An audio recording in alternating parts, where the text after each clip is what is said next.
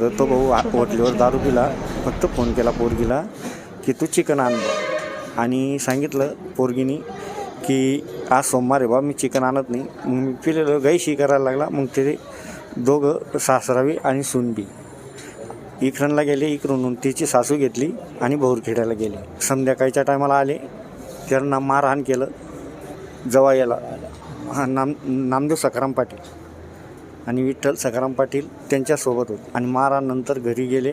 त्या दिवशी मला याईने फोन केलेला होता की तुम्ही इथपर्यंत येऊन जा.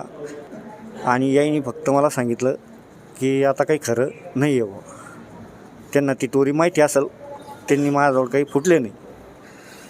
तर परत त्या व्यक्तीने मला सांगितलं की तुम्ही जा बा. आता मी 1 वाजता तिथून धरलो. ते 2 वाजता तिथून निघले. एरंडोलला आले. आणि ते मानीचे अपंग होते. बर्फ बसल्यामुळे त्यांना काही फौजी होते, ते पॅरेलाइज बी होता. त्यांच्याकडून 5 किलोची वस्तू उठत नव्हती.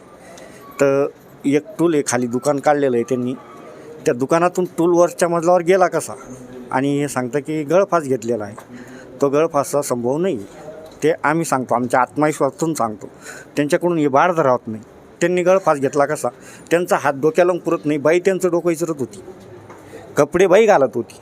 शर्ट घालायचं जर असलं तर त्यांचं स्वतःचं शर्ट त्यांना घालता येत नव्हतं. तर मग गळफास घेतला कसा. इथल्यावर दोरी बांधली कशी त्यांनी. एखादा तो टूल कंडू शकतो. तो टूल जसा तसा आहे, तो कंडला नाही. मग याच्यावर आम्ही कसं काय म्हणून त्यांनी गळफास घेतला. आणि त्या माणसाची प्रेत यात्रा काढून जर मुलगा आला नाही तर 2-2 दिवस काचच्या पेटीमध्ये प्रेत ठेवता, मुलगाची वाट बघता.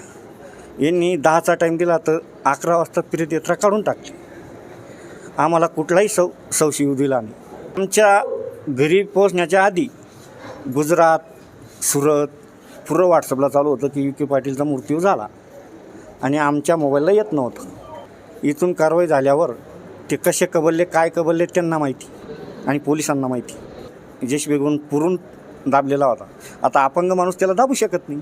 आणि म्हणतात की त्याच्या खिशात आम्ही चिठ्ठी पाहिली. त्यांनी स्वतःनी चिठ्ठी लिहिली. ती चिठ्ठी यांनी घातली का कोणी घातली ते आपण ते काही सांगू शकत नाही.